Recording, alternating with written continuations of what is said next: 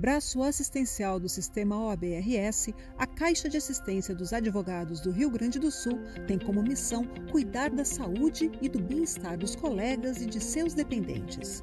A entidade oferece uma série de auxílios financeiros, estrutura e espaços para o exercício profissional, atendimento em saúde, além de centenas de descontos e vantagens em produtos e serviços conveniados. Estimulamos ainda a prática esportiva e a confraternização entre a classe por meio de eventos e ações pensadas exclusivamente para a advocacia. Saiba tudo o que a Caixa tem para te oferecer em www.caars.org.br. Estamos vivendo cada vez mais. Mais do que nunca, precisamos pensar na nossa longevidade financeira.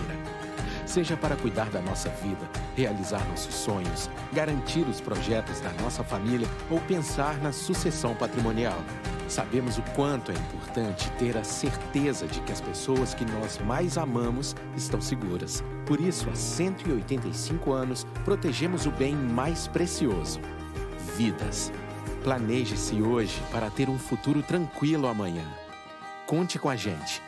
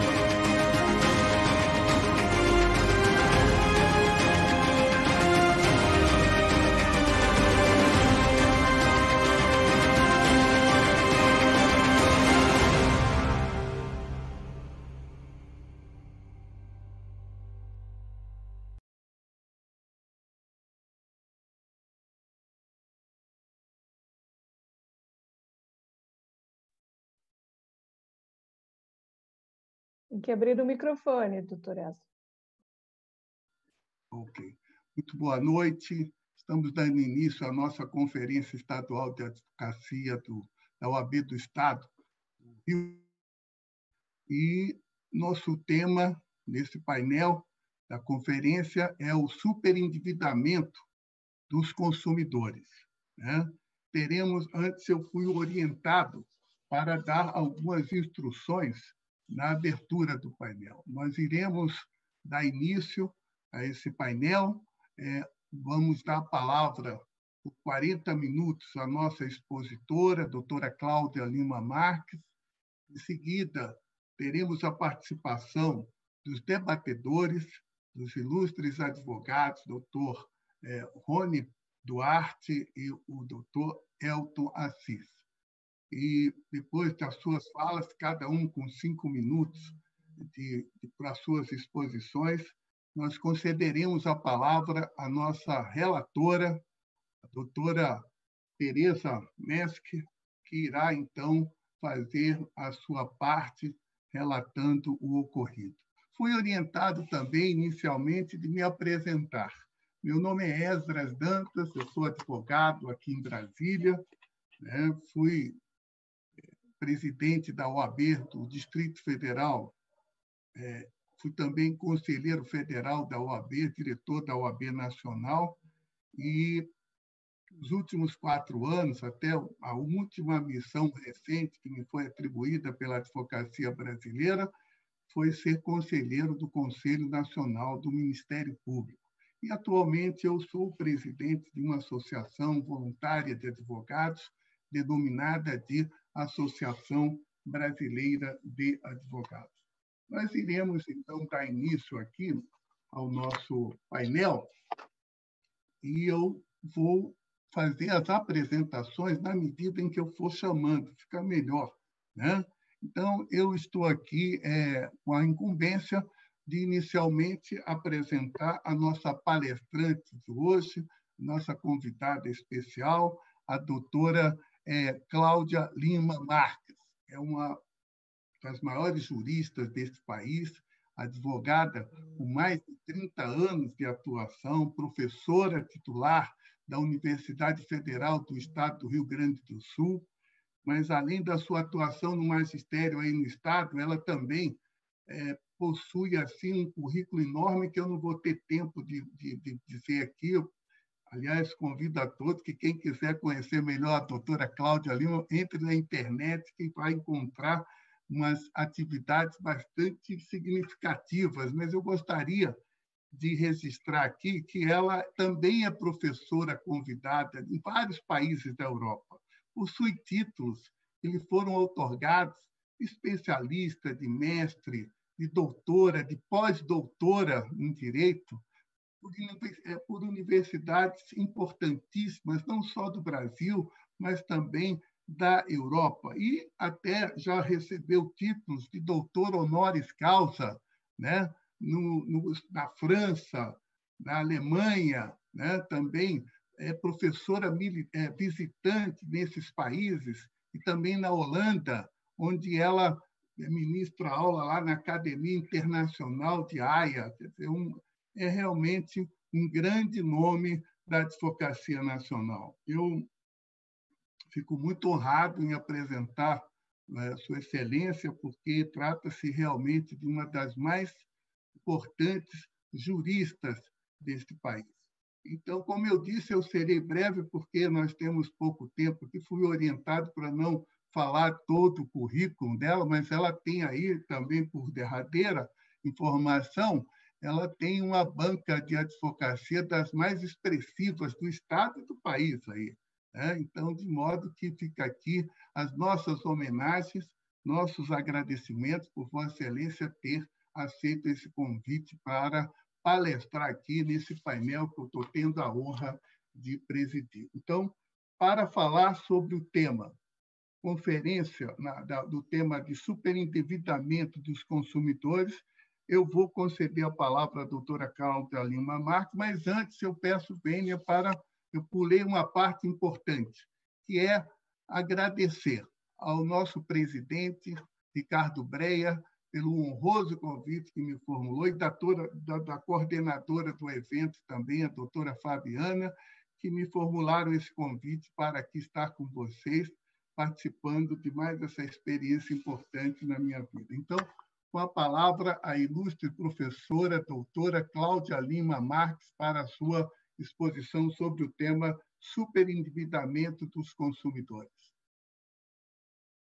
Muito obrigado, presidente Esdras Dantas. É uma grande honra estar aqui com Vossa Excelência e com os colegas, a nossa presidente também da comissão, Tereza Meche, o nosso conselheiro federal, Dr. Rony Duarte, e o presidente Elton Assis, da OAB Rondônia.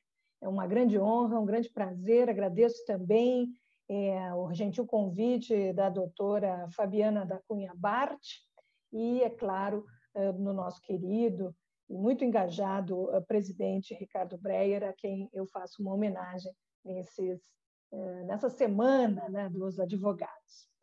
Bem, o tema que viemos conversar é um tema duro, difícil, o superendividamento, mas esperamos que ele possa desembocar agora, no meio dessa pandemia, ou no início do pós-pandemia, na aprovação do projeto de lei 3515, de atualização do Código de Defesa do Consumidor. Então, eu gostaria de dividir esta conferência em duas partes. A primeira seria a visão do superendividamento hoje no mundo e alguns dados sobre a Covid, mas principalmente o que orienta os modelos mundiais de solução do problema do superendividamento. E numa segunda parte, mais especificamente, olhar o projeto 3515 de 2015, que prevê dois capítulos, né, que seriam novos no Código de Defesa do Consumidor, então prevê tanto a prevenção quanto o tratamento desse problema. Bem, eu gostaria de começar citando o relatório e as palavras do ministro Antônio Herman Benjamin, que foi o presidente dessa comissão de atualização do Código de Defesa do Consumidor. Ele afirma o seguinte: o código vai completar 30 anos agora em setembro, é um código inovador, trouxe um sucesso enorme para a sociedade de consumo brasileira, aproximou os regimes dos serviços e dos produtos, tem uma nova teoria contratual, tem responsabilidade objetiva, então é um código inovador e continua novo, continua eficiente para o país. Mas as palavras do ministro Antônio Herman Benjamin é que o código, como todas as leis, ele ficou prisioneiro do seu tempo. Isso é interessante, porque se voltamos a 1988, quando a Constituição, no seu artigo 48 dos atos de disposições constitucionais transitórias, dá um mandamento, né, manda fazer um código de defesa do consumidor, nós tínhamos no país uma sociedade bastante fechada, não essa globalizada, informação, nem internet, no sentido que a conhecemos, né? Com plataforma de consumo nós tínhamos, e principalmente na área do crédito, poucas pessoas tinham cartões de crédito, tinham conta bancária. Eu me lembro ainda, não, nessa época eu já não era estudante, já tinha terminado meu mestrado, mas quando retornei ao Brasil, fui abrir uma conta num banco, não vou dar o nome, né? E eles perguntaram qual era o meu patrimônio. E eles disseram: a senhora me desculpe que aqui quem não tem R$500 mil da época do dinheiro local não pode abrir a conta. Aí eu fui num outro e abri, né? Porque eu precisava de uma conta para receber meu pequeno salário. Então, vejam, hoje todo mundo tem conta bancária, tem 2, 3 cartões de crédito, né? Houve uma mudança muito positiva, diríamos até, Antônio Herman Benjamin menciona, né? Uma bancarização da vida privada. E quem não tem conta em banco não consegue receber coisas, e inclusive agora esse é o auxílio emergencial, né? Que beneficiou quase 54 milhões de pessoas, segundo aquele site da transparência, né? Tiveram que abrir uma conta poupança, né? Para não colocar nas contas normais, porque já sairia para as dívidas, né? Bem, mas então todo mundo tem conta, e parece que 9 milhões desses 53 é que não tinham conta bancária, então tiveram que ter um procedimento mais cuidadoso na abertura dessa conta corrente poupança, né, que foi aberta. Então, realmente, o Código de Defesa do Consumidor, não no seu sentido e nos seus princípios e na definição de consumidor, mas ele ficou prisioneiro de uma época que o crédito não era tão democratizado em todas as classes sociais. Ele tem menções sobre o direito à educação, mas nós vemos que a educação financeira do brasileiro é muito restrita, e em matéria de idosos, né, nós temos 30% da população idosa analfabeta e 40% com uma educação de 1 a 4 anos de educação formal. Então, são os chamados analfabetos funcionais. Nesse sentido, o grande crescimento das relações bancárias, financeiras, de crédito e securitárias não podia ser previsto naquela época, quando ele é promulgado em 1990. Então, estamos numa época também difícil de pandemia, não é? E nos perguntamos se essa figura do superendividamento, primeiro, o que ela é, e segundo, se ela é um problema mundial. Eu vou enfrentar esses dois temas. O que é o superendividamento? Nós temos alguns dados aqui do IBGE Covid, como é chamada esta nova pesquisa, né, do IBGE, que 67,1% das famílias brasileiras estão endividadas. Isso equivale a 62 milhões de pessoas. Segundo o Banco Central, nós temos no Brasil 85 milhões de contratos de crédito. Então, veja, 62 milhões para 85 milhões, a distância não é muito grande. E, realmente, da população ativa brasileira, 62 milhões é muito representativo. Mas seriam todos estes super endividados? Aí nós precisamos de uma definição. E qual é a definição mais aceita e mundial, né, e também aceita pelo Banco Central do Brasil, de superendividamento? Superendividamento é a impossibilidade global do consumidor de boa-fé fazer frente às suas dívidas vencidas e vincendas sem prejudicar o mínimo existencial. Aqui, uma noção do direito público entra no direito privado, porque o direito consumidor é direito privado. Isso vem lá da França, do Código do Consumo da França, que tem um capítulo sobre superendividamento.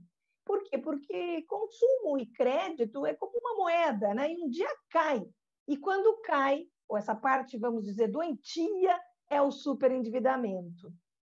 Será que superendividamento é a mesma coisa que insolvência, do que inadimplemento, né? Ou estar não em dia com as suas dívidas? Há um relatório do Banco Central que é muito pedagógico nesse sentido. O relatório chama Endividamento de Risco no Brasil.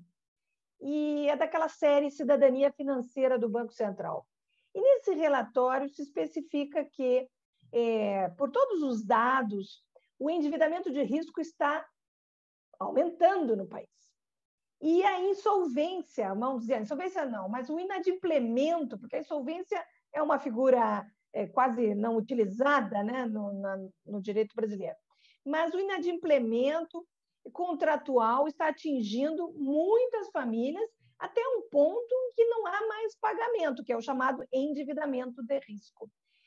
Afirma-se que 4,9 milhões de pessoas entraram nesse endividamento de risco só na pandemia.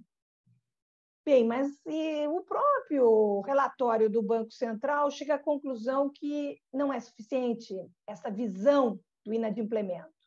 O Instituto Locomotiva afirma que 91 milhões de pessoas deixaram de pagar uma de suas contas em maio, durante a pandemia. E por que o Banco Central afirma que é necessário prever o superendividamento? Não adianta mais falar em endividamento das famílias. Isso é um indicativo importante. Mas o superendividamento é indicativo de confiança, é de empreendedorismo, é um indicativo se as pessoas podem estar em dia, mas elas estão prejudicando o mínimo existencial, isto é, comer 3 vezes ao dia, ou pelo menos 2 vezes ao dia, ter hoje na pandemia um teto e roupas no nosso inverno aqui do Rio Grande do Sul, e poder abrigar a sua família, as pessoas idosas, os jovens e crianças. Isso é o mínimo existencial. E a ajuda emergencial, ela deu uma indicação muito interessante sobre o mínimo existencial. Porque, vejam, se o salário mínimo nacional é bem diferente, né? Mas se vamos dizer que é R$1.000, 1.000 e pouco, R$600 é o mínimo existencial. Foi isso que veio em ajuda emergencial para 38% das famílias brasileiras. Nós tivemos 12 milhões de suspensões de contratos. Nós temos hoje 17,8 milhões de pessoas que já nem procuram emprego durante a pandemia. São os desalentados, que eles chamam. A PNAD Covid afirma que nós temos 12% de desempregados, mas o Banco Itaú calcula em 16% o desemprego no país. Todos esses dados mostram que há vamos dizer, uma crise econômica ao lado da crise sanitária. E o superendividamento é esse momento de crise, vamos dizer, interno na família, porque o superendividamento ele é mais do que o endividamento de risco. Porque quando a pessoa para de pagar, ele compromete toda a sua família, compromete o mínimo existencial, a dignidade mesmo das pessoas. E para a economia, como se fosse um dominó, quando todos vão à falência, né? E o superendividamento é a falência do consumidor, né? A economia para. Porque 65,5% do PIB brasileiro, antes da pandemia, era do consumo das famílias. Já baixou 2% durante a pandemia. E está previsto, agora para julho, que já vai chegar a 5%. Então, de 65% do PIB para 60% do PIB. Ainda é muito, é a maioria. Mas, como vê, quando as famílias encolhem o consumo, toda a economia para. E é por isso que, no mundo, esse problema do superendividamento tem modelos, sim, de prevenção e de tratamento. Eu quero rapidamente mencionar esses modelos mundiais. O primeiro e mais importante é o modelo norte-americano do Fresh Start, o direito de recomeçar, né? O Second Chance, a segunda chance. É uma falência mesmo, está no Código de Falência, Bankruptcy Code, dos Estados Unidos. E nesse código, 2 capítulos podem ser usados pelas pessoas físicas e os outros pelas pessoas jurídicas, né? Então, vejam, lá se imagina que para o empreendedorismo daquela nação capitalista tão importante no mundo, é necessário que a pessoa vá à falência e retorne à sociedade, para também ajudar o empreendedorismo, porque se milhões de pessoas, nós temos 38 milhões de trabalhadores informais, eles perdem o emprego, o que eles são depois? São consumidores. Eles continuam consumidores. Todos nós somos consumidores. Então, esse é um modelo talvez mais forte. Só que o Fresh Start traz um perdão da dívida. Vende tudo, vai para a rua, como a gente viu nos filmes, né? Nessa crise de 2008 que houve, e volta de novo para consumir com outro ranking, outro scoring, né? Outros juros, etc., mas volta a empreender. O segundo modelo mais importante é o modelo europeu, principalmente o modelo francês, que está nesse Código do Consumo da França, que eu mencionei, mas estava em leis anteriores da década de 70 e 80. Este modelo é um modelo que começa administrativamente ou parajudicial. É uma comissão formada por um juiz ou um mediador, né, um conciliador, um representante do Banco da França, do Banque de France, e um representante do movimento consumerista. E eles fazem um plano de pagamento para a pessoa. Hoje tem perdão, no início não tinha também. No nosso projeto não tem perdão de dívidas. E aí a pessoa paga, reorganiza e volta a trazer dinheiro para a economia. Bem, nós tivemos a oportunidade de estudar esses projetos internacionais e, em 2010, foi chamada uma comissão de juristas presidida pelo Senado Federal, né, pelo eminente ministro Antônio Carlos Benjamin, e eu tive a honra de ser a relatora geral. Então, eu pude relatar o PL 3515 de 2015. Esse modelo francês foi adaptado à realidade brasileira. E existe na Europa toda muitas diretivas europeias, direito de arrependimento de crédito em geral, muitas novidades que também foram adaptadas para o Brasil. Esse projeto, inicialmente, tinha o número PLS 283, de 2012, e foi aprovado por unanimidade do Senado Federal em 2015, e em dezembro de 2015 ele chega à Câmara e leva esse novo número, 3515. Ele passou por várias comissões, ele passaria por 5 comissões, e aí se cria uma comissão especial, quando são muitas comissões, né? Se cria uma comissão especial. Essa comissão especial, ela foi criada só no ano passado, ficou 4 anos, mais ou menos, dormindo em berço esplêndido esse projeto lá na Câmara. Mas o eminente senador Rodrigo Cunha foi eleito, houve uma renovação muito importante no parlamento brasileiro, 50% foi renovado, né? E eles imediatamente construíram essa comissão especial.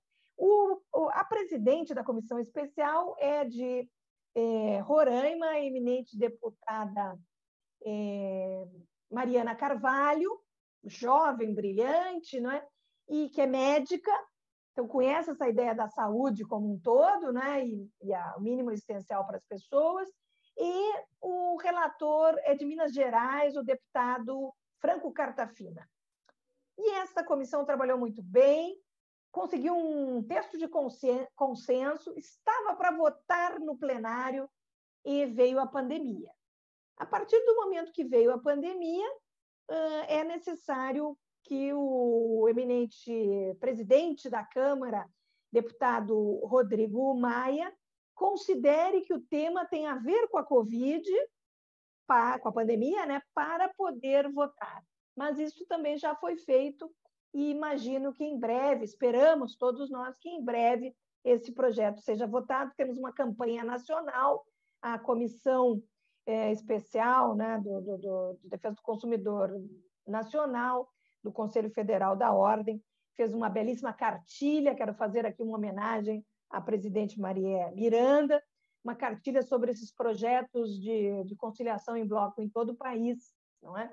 E o Brasilcom tem um site onde tem todas as manifestações da Ordem, da Associação de Magistrados do Brasil, da Abrampa, do Condege, enfim, do MPCom, da Defensoria Pública, em todos o Sistema Nacional de Defesa do Consumidor, Procons Brasil, muito material no site do brasilcom.org.br, e ali temos uma campanha, a hashtag Aprova PL 3515, que eu convidaria todos a conhecer.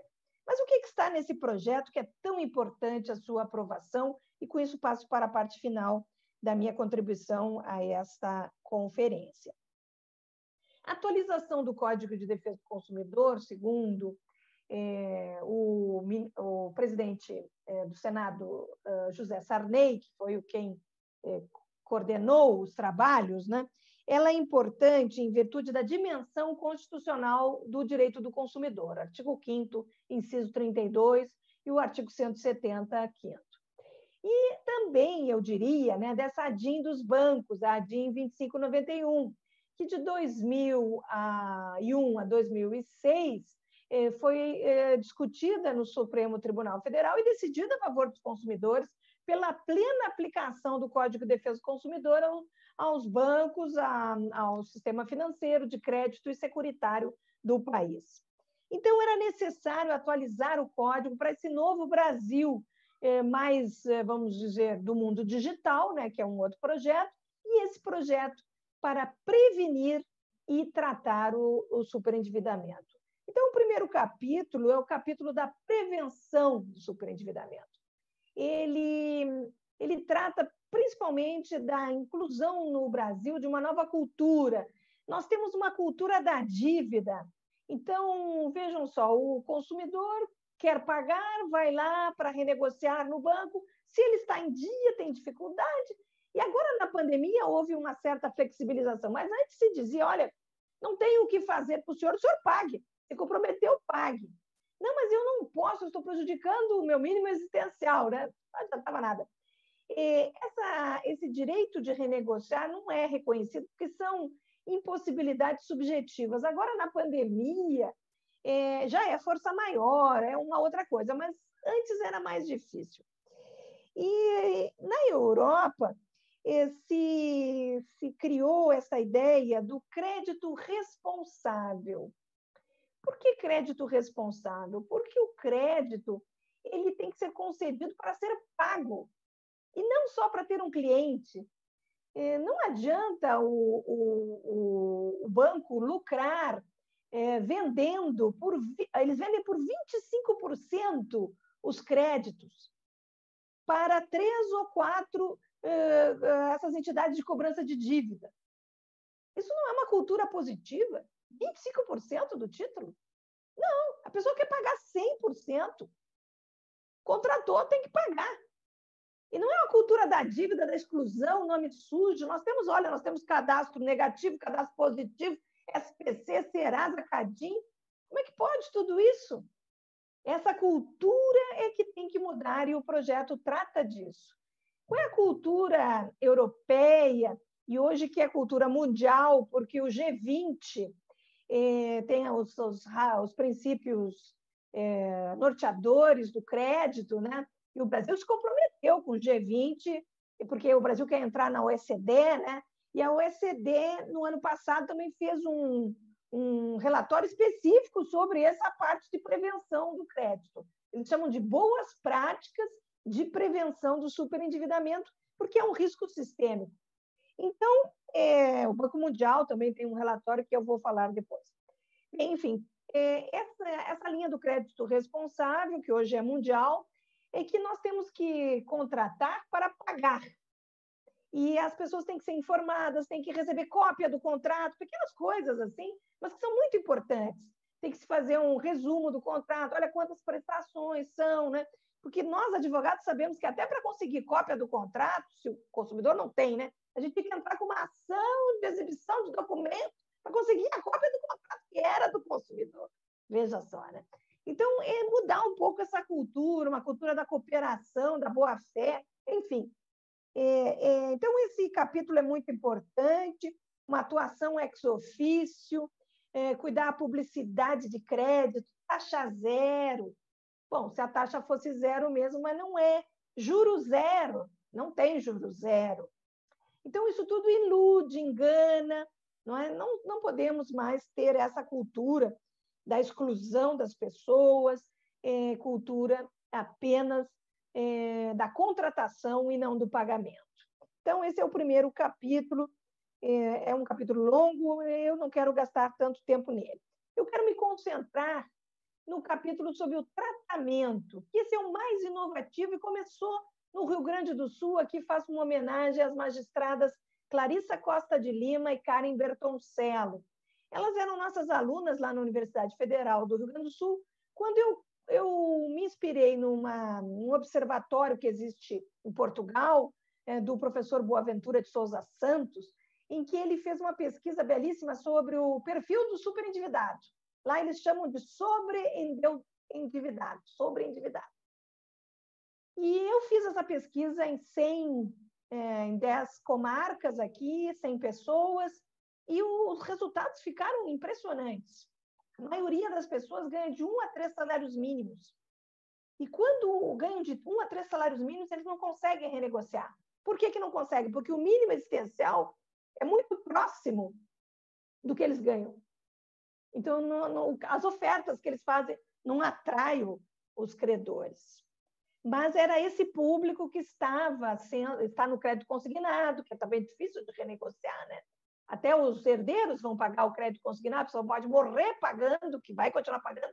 Então, realmente, a situação estava muito difícil. E as duas magistradas se apientaram das pessoas e pensaram o seguinte: olha, na boa-fé, eu sempre falava isso, existe a chamada exceção da ruína. Se eu sei que o meu cliente, né, bancário, o meu contratante está na ruína, como é que eu não vou renegociar com ele, cooperar para o bom fim do contrato, que é o pagamento? O bom fim do contrato não é o nome sujo das pessoas, é o pagamento. Então, essa exceção da ruína existe desde a Idade Média, né? Nas grandes linhas da boa-fé. E elas disseram: olha, os credores no Brasil têm boa-fé, sim. Hoje parece que existe uma presunção de má-fé de todo mundo, mas essas magistradas, magnificamente, disseram: não, eles estão de boa-fé. Vamos convidá-los para vir. Vamos criar uma inovação. Vai ser um credor, o consumidor, né? Desculpe, um devedor, com todos os seus credores. Nós conhecemos as ações revisionais, vamos parar com as ações revisionais, vamos trazer elas para essa conciliação. Vamos ver se aqui, porque nesses feirões de dívidas dizem que os descontos são de 90%, né? Vamos ver se eles vêm aqui na frente da magistratura, fazem uma oferta. E eles vieram. elas começaram a marcar determinados dias para eles virem, eles vieram, e eu estudei 6.165 desses casos, 5 anos desse projeto piloto aqui, que depois entrou na magistratura do Rio Grande do Sul, no Sejusc, que hoje é uma epidemia no país, não é? Está no Código de Processo Civil hoje, está no país inteiro, em vários tribunais, um velho sucesso. Mas o pulo do gato destas brilhantes magistradas gaúchas, né, foi que elas conseguiram que, parecido com o sistema francês, né, nessa audiência em bloco, as pessoas vissem que aquele senhor, né, aquela senhora, eles querem pagar. Então, já tinha um título executivo, fazia um acordo ali na conciliação, fazia o plano de pagamento, tirava o nome imediatamente da pessoa do SPC, Serasa Cadim, etc. Tudo. Por quê? Porque, às vezes, era uma pessoa que queria ter um emprego, estava desempregada, caiu em superendividamento, queria ter um emprego, não podia ter um emprego porque olham nesses... E aí não empregam, foi empregar uma pessoa que é bom pagador, não é um que mal pagador, né? Então, veja como tudo foi muito bem pensado, né? E esse modelo entrou no projeto, né? Eu quero dar, antes de falar sobre o projeto, alguns dados dessa minha pesquisa do relatório do crédito e superendividamento aqui da URGS. 13,5% dessas pessoas ganham de 0 a 1 salário mínimo. Tem os desempregados, né? 49,2%, que é quase 50%, ganham de 1 a 2 salários mínimos. E 2 a 3 salários mínimos ganham 19%. Então, nós já temos aí 80% das pessoas.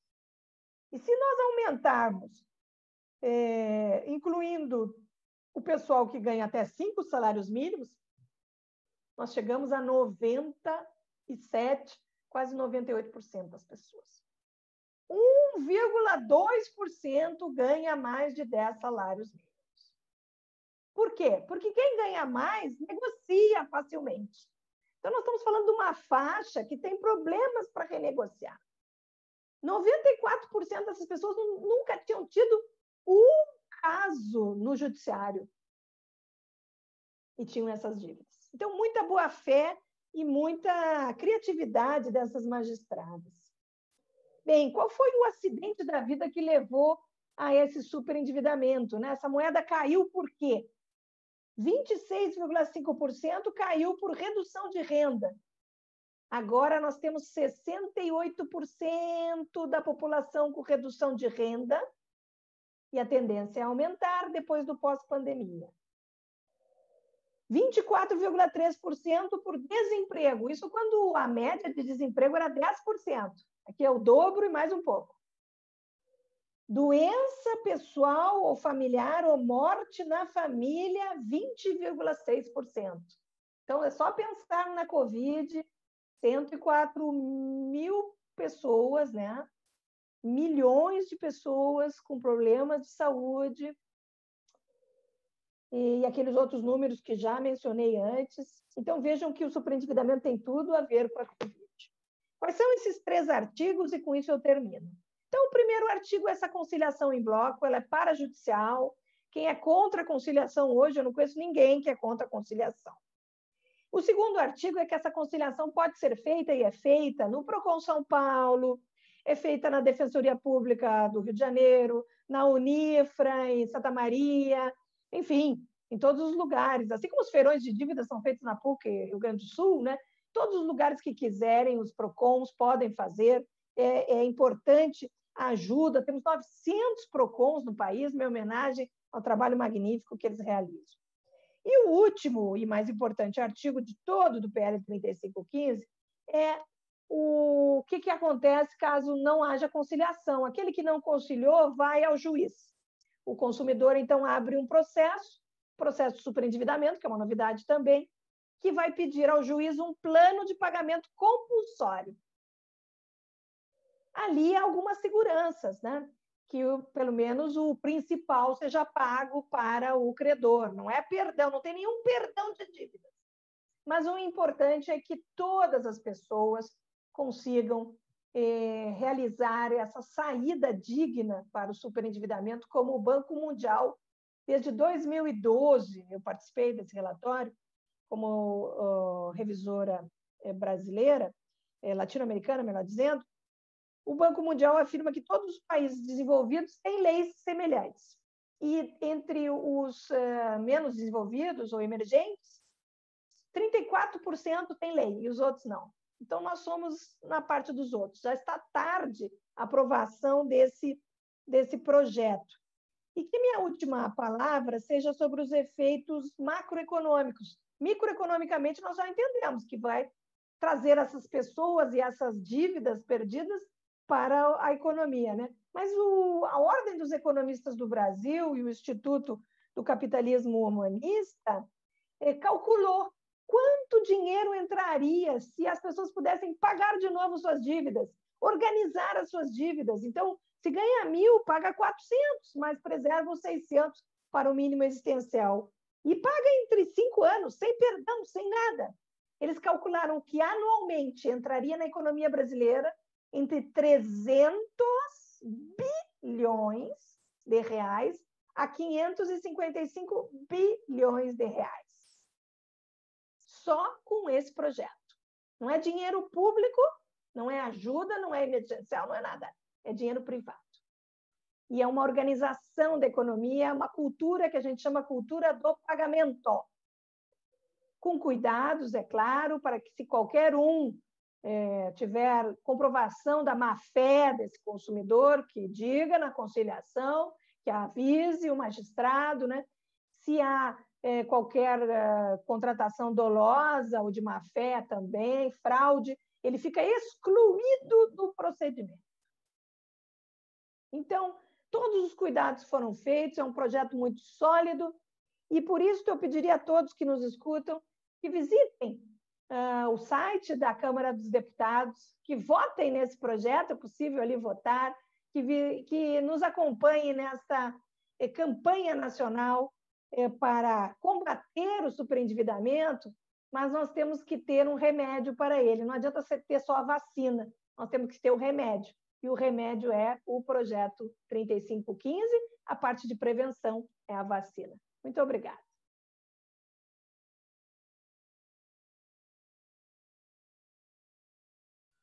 Nós aqui queremos agradecer a senhora, doutora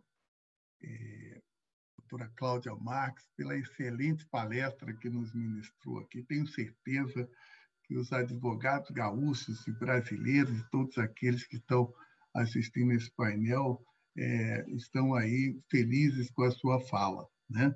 Então, como nós temos aí um tempo limitado, nós vamos, então, ultrapassar dessa fase da sua brilhante palestra. Agora vamos conceder a palavra ao Dr. Rony Duarte, mas antes eu gostaria de apresentá-lo, né, ao público que está... Aliás, todos nós já o conhecemos, porque é um dos advogados mais ilustres do estado de Pernambuco, né?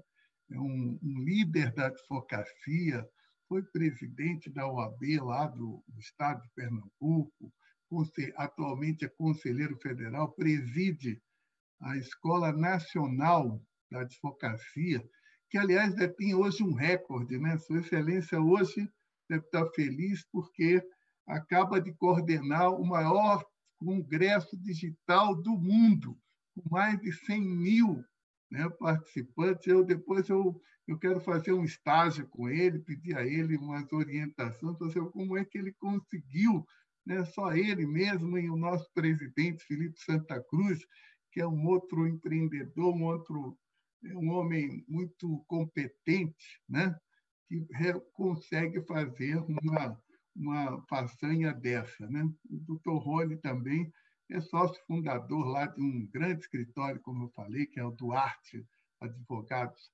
Associados, e além de ser um dos diretor do Instituto Brasileiro de Direito Processual, quer dizer, lá em Pernambuco, que é uma grande referência em todo o país.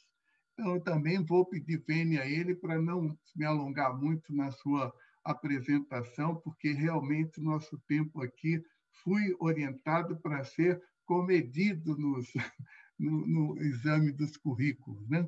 Mas fica aqui, doutor Rony, nossas homenagens, já, nossos agradecimentos por sua participação como debatedor, e eu vou, então, conceder a palavra a Vossa Excelência para sua manifestação no prazo regimental aí da nossa conferência. Com a palavra, o doutor Rony Duarte. Muito obrigado, presidente Esdras Dantas. Eu queria aqui agradecer pela generosidade, né, os elogios completamente imerecidos. Eu fui parte de uma equipe, né, que efetivamente fez aí um belíssimo congresso, inclusive com o concurso da Rosângela. Aí foi um evento que foi fruto de um esforço integrado de todas as seccionais, de todas as ESAs, e por isso deu tão certo. Foram 115.300 inscritos.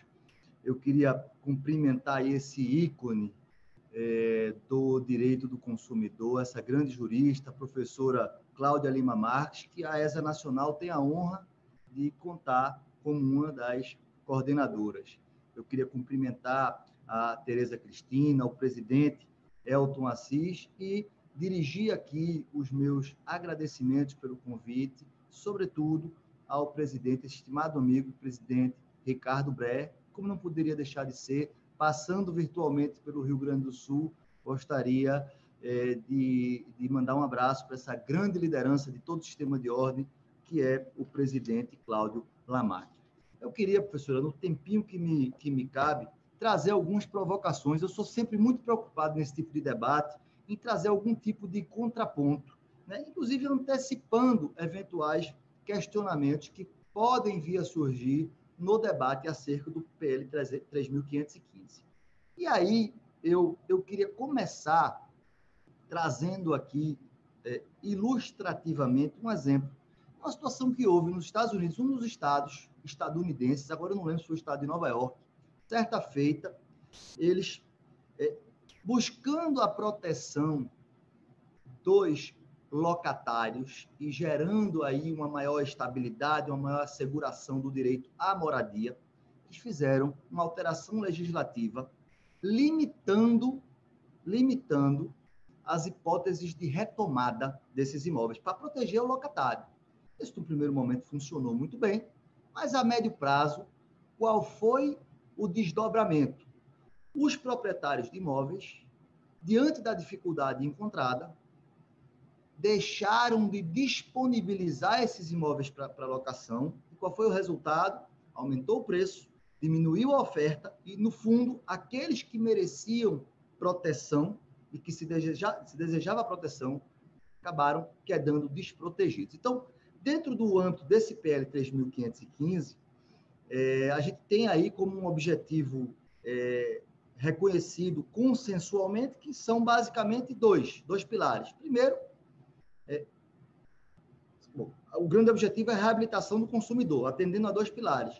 Primeiro, a dignidade da pessoa humana, como a professora Cláudia falou, né, a asseguração do mínimo existencial, e também o fomento à atividade econômica, como ela falou, há impactos micro e macroeconômicos. E aí eu queria deslocar essa contextualização para um outro ambiente. E aí nós sabemos que o mercado financeiro, as instituições financeiras, elas trabalham basicamente com matizes de risco. E elas não perdem nunca.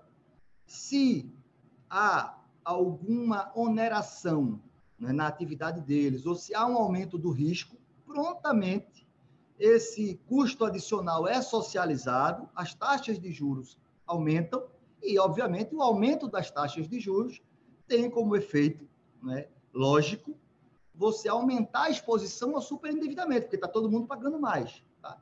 E aí, hoje, nós vivemos numa rede mundial de consumo. Nós dependemos disso e é conveniente que assim seja, porque o aumento da concorrência é sempre muito benéfico ao consumidor, porque ele consegue reduzir preços. Então, a partir daí, eu queria pontuar algumas observações, professora, que eu trago em relação ao PL para futuras considerações. Primeiro, né, na parte que incrementa, né, o artigo 51 com as hipóteses de cláusulas nulas por abusividade, aí, no inciso 17, né, a consideração de ser abusiva as cláusulas que condicionem ou limitem acesso aos órgãos do judiciário. E nós sabemos aí que a arbitragem, que ela não está afastada, né, nas relações de consumo, dependendo do tipo de produto, né, nos produtos de maior valor agregado, em imóveis, né, isso pode gerar algum questionamento em relação pela especificidade redacional, se haveria aí alguma limitação à utilização da jurisdição privada. Um outro ponto que também me chamou a atenção foi a consideração de abusividade das cláusulas que prevejam a aplicação de leis estrangeiras que limitem a proteção conferida pelo Código de Proteção e Defesa do Consumidor. Como nós temos um sistema de proteção extremamente robusto, isso implicaria possivelmente em dizer que só a legislação nacional seria aplicável aos contratos internacionais. E aí há uma preocupação acrescida, porque o novo CPC, que já não é mais nem tão novo assim, mas ele no artigo 22, inciso 2º do CPC, ele já prevê, inclusive, a gente está falando de lei aplicável, tá? Eu falei anteriormente de lei aplicável. Agora, a gente está falando de competência jurisdicional internacional, onde se prevê a competência jurisdicional brasileira, tá? Do Estado brasileiro, para qualquer litígio decorrente de relação de consumo, veja bem, onde o consumidor seja residente no Brasil. Então, a situação hoje no direito brasileiro será qualquer discussão internacional, né, versando uma relação de consumo, vai ter de se dar no Brasil e mediante a aplicação das leis brasileiras. E isso pode ter um efeito nocivo, porque nós podemos vir a sofrer preconceitos no âmbito das relações de consumo internacionais. Um outro fato que me chamou a atenção, que é uma prática corrente, tá? E aí eu não estou julgando a disposição em si, o grau de proteção, mas preocupado sempre com os efeitos dessa previsão. Então, o artigo 54G, ele prevê a possibilidade de o consumidor que tenha adquirido bens mediante a utilização de cartão de crédito, num prazo de 7 dias, basta ele notificar a administradora, e aí fala contestar a aquisição, sem dizer o que é que significa e quais são os pressupostos dessa contestação, pelo menos a princípio, ele não poderia ser cobrado. Então, isso gera aí uma perturbação na matriz de risco presente, que aí eu não sou capaz de compreender as potenciais repercussões. Noto também que o artigo 54D, sobretudo no inciso 2º, ele transfere algumas obrigações que seriam, a princípio, do consumidor, ou seja, dentro da autonomia da vontade e do princípio da responsabilidade, não é? É a obrigação de todos nós, no tráfego jurídico, nos cercarmos das informações necessárias para que saibamos da nossa condição de endividamento, né? Da contração, da nossa possibilidade de cumprir com as prestações pactuadas. E aí, isso é transferido, essa avaliação ela é transferida para o fornecedor. Então, ele teria de avaliar a capacidade e as condições do consumidor para pagar a dívida contratada. É possível alguma diligência? Sim, mas isso vai ter um custo e esse custo vai necessariamente ser socializado. Uma outra preocupação que eu tenho são as exclusões, tá? Quando se trata da conciliação no superendividamento e aí nas etapas subsequentes, se restringe as dívidas resultantes da relação de consumo. E, tendencialmente, qualquer situação de superendividamento que tenha uma raiz numa relação de consumo, ela vai desbordar para as relações não consumeristas, porque o cara que se endivida, ele para de pagar aluguel, não é? Ele para de pagar suas obrigações que não dizem respeito às relações de consumo. Então, esse efeito de reabilitação, ele pode não ser conseguido em sua plenitude pela ausência de previsão de inclusão de todo o passivo dessa pessoa natural, que eventualmente teve, repito, na sua raiz, um superendividamento que resultou de uma relação de consumo e que depois isso se avolumou. Há também algumas outras exclusões que são preocupantes, porque a possibilidade da conciliação ela tá subtraída quando resultar de contrato de crédito com garantia real. Então, na aquisição de semoventes, de imóveis, então isso traz aí uma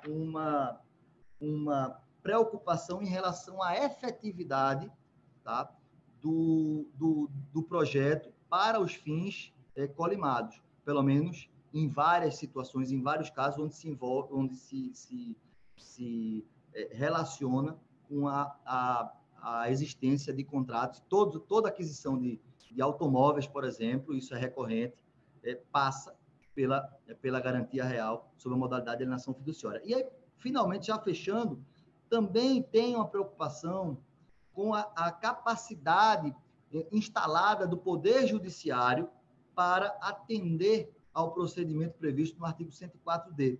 Por quê? A gente fala aí de um processo por superendividamento, né, para revisão, integração e repactuação da dívida, e como a professora Cláudia falou, né, se trata de um plano judicial compulsório, como se fosse uma recuperação judicial de uma pessoa natural em decorrência das relações de consumo.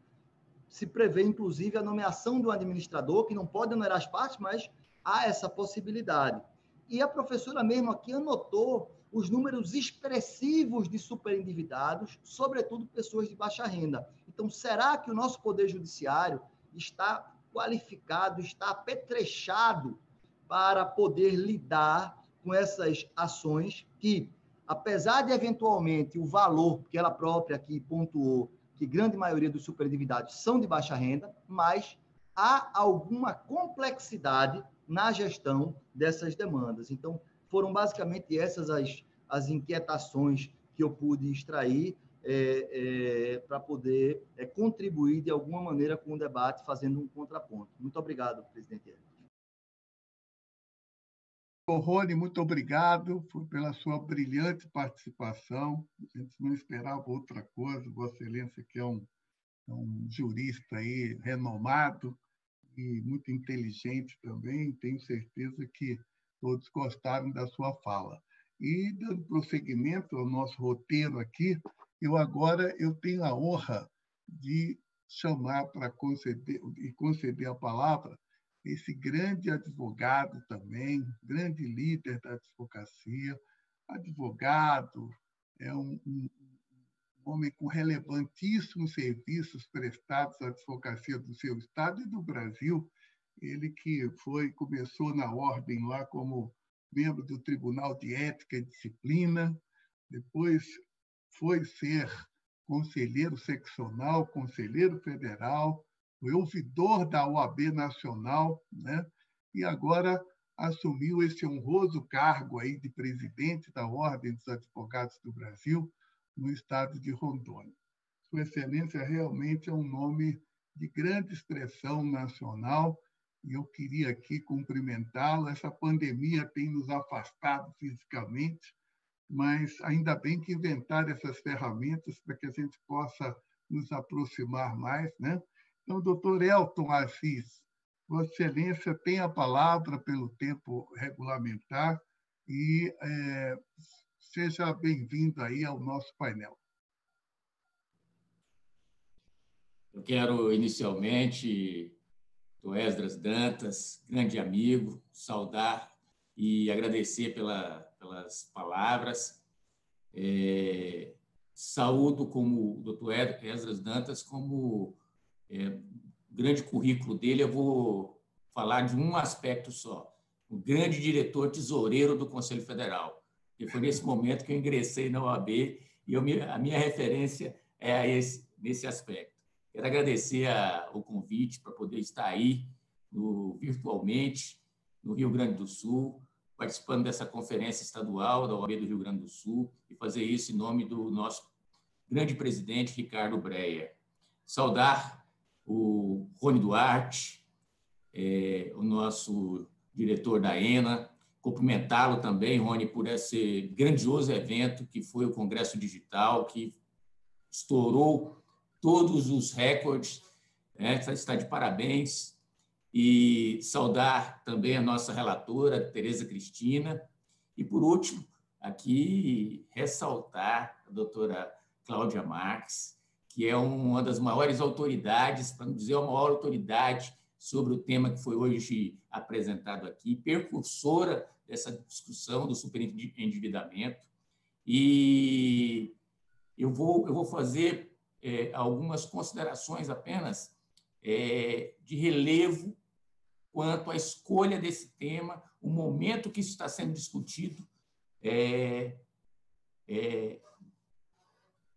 em que estamos vivenciando. É de uma extrema felicidade, tá, a OAB do Rio Grande do Sul trazer essa discussão, e nós precisamos fomentar, enquanto dirigentes de ordem, fomentar ainda mais essa discussão para que ela venha tomar conta do Brasil inteiro, dada a grande importância. Foi colocado aqui, né, a professora Cláudia, falar por último, Esdras, é muito difícil, porque os temas todos foram muito bem abordados e dissecados aqui hoje. Mas alguns pontos que merecem destaque. Por exemplo, antes da pandemia, nós tínhamos 63 milhões de brasileiros superendividados. Imagine agora com esta pandemia. Aqueles que foram demitidos, aqueles que tiveram seus contratos de trabalho suspensos, aqueles que tiveram redução salarial. Tudo isso vai impactar diretamente numa enorme crise financeira que nós vamos enfrentar daqui a alguns meses. Ninguém sabe efetivamente como isso vai operar no nosso futuro próximo. Por isso, a relevância do tema. Nós precisamos aprofundar essa discussão, nós precisamos ter uma legislação que trate disso efetivamente, para trazer essas pessoas de volta, ao fornecer a elas o crédito, trazê-las de volta para a sociedade. E uma legislação é fundamental para isso. Nessa legislação, quero destacar 2 aspectos. Primeiro, a boa-fé. O texto que está no Congresso Nacional, ele privilegia isso. A professora Cláudia colocou com clareza e mencionou um dado importantíssimo na pesquisa que ela fez. Ela mencionou que 94% das pessoas não tinham uma ação judicial. Então, ou seja, a característica da boa-fé pressupõe e está delineada nesse aspecto. Então, é de fundamental importância isso. Outro aspecto é os reflexos. Os estudos têm apontado necessariamente que foi também apontado aqui para a doutora Cláudia, pela professora Cláudia, permita-me chamá-la como professora pelo grandioso trabalho que faz, é uma grande professora, né? Vai injetar no mercado entre 300 a 500 bilhões. Isso pode ser uma situação de fundamental importância para o enfrentamento dessa crise. Nós precisamos enfrentar isso e trazer esse debate. Então, a minha contribuição aqui, ela é nesse sentido, tá? De que nós temos, enquanto dirigentes de ordem, a obrigação efetiva de fomentar essa discussão, cobrar das nossas bancadas, para que o Congresso Nacional venha regular esse tema e que traga, né, essa possibilidade, vamos falar aqui, o Rony mencionou, talvez a recuperação judicial, tá, das pessoas físicas. Isso é importantíssimo. E eu sei do limite do tempo e deixo aqui essa minha contribuição e já digo, professora Cláudia, iremos realizar a nossa conferência estadual aqui no estado de Rondônia. Eu quero tê-la aqui e quero também aqui estender o convite a todos os participantes, ao Esdras, ao Rony, à Tereza, para que possam estar também virtualmente no estado de Rondônia, discutindo temas de extrema relevância para a sociedade brasileira. Muito obrigado. Muito obrigado, doutor Elton Assis. Vossa Excelência teve também uma participação marcante, brilhante aí no nosso painel. Tenho certeza que todos nós estamos felizes aí com a sua participação. E desde já digo que vou torcer para ser uma grande conferência e que conte comigo aí, viu? Você é um grande líder da advocacia brasileira. Bom, e agora, já baixando o trem de pouso, nós vamos falar, vamos dar a palavra a uma pessoa não menos importante, pelo contrário, a doutora Tereza Mesk é uma das mais conceituadas advogadas do direito consumidor brasileiro. Eu ainda não tive a honra de conhecê-la pessoalmente, só conheço de nome, de prestígio. É uma renomada advogada. Os amigos meus do Rio Grande do Sul sempre falam do nome dela com muito respeito, com muita admiração. Ela que também preside a Comissão de Direito do Consumidor da OAB do Estado do Rio Grande do Sul. Vossa Excelência realmente é um grande nome do direito consumidor brasileiro e que vai participar do nosso painel aqui como relatora, né? E terá a missão de fazer aí uma síntese do que aconteceu e também prestar os seus conhecimentos nessa área que são muito notados no Brasil todo. Com a palavra aí a doutora Tereza Mesk, por favor. Obrigada pelos elogios, presidente. Acho que não deveriam ser dirigidos a mim, porque tudo isso e mais um pouco é minha amiga Cláudia. Aliás, o Rio Grande do Sul é pródigo, né? Nós temos aqui um grande grupo de direito consumidor, doutora Cláudia, doutor Bruno, doutora Clarice Cari, muitos aqui que já foram nominados. Mas só tenho a agradecer e dizer que foi uma honra ouvi-los. Muito aprendi. A todos de nome já conhecia, até porque eu faço parte da Comissão Nacional, cuja vice-presidente é nossa querida Cláudia Marques, né? Tenho muito apreço pelo nosso presidente, pelo Dr. Rony, pelo Dr. Elton, até porque lido com os colegas dos seus respectivos estados. E ganhei um presente hoje, o meu presente do Dia do Advogado. Os senhores não imaginam o que me ensinaram. Porque a minha querida amiga Cláudia, professora Cláudia, doutora Cláudia, como queiram, amiga de muitos anos, a cada vez que eu ouço, eu aprendo com a Cláudia. E os senhores hoje me ensinaram muito. Doutor Rony, o senhor me deu no que pensar. Doutor Elton, um voto de fé e de esperança para o futuro do nosso projeto. Obrigado, doutora Eda. Muito obrigada pelas palavras. Também sou sua admiradora e não é de hoje, que eu acompanho a ordem há muito tempo. Não é de hoje que sou sua admiradora. Inclusive, estou vendo ali o nosso troféu que o senhor recebeu aqui do La Máquia. Muita honra aqui, certo? Isso. Isso.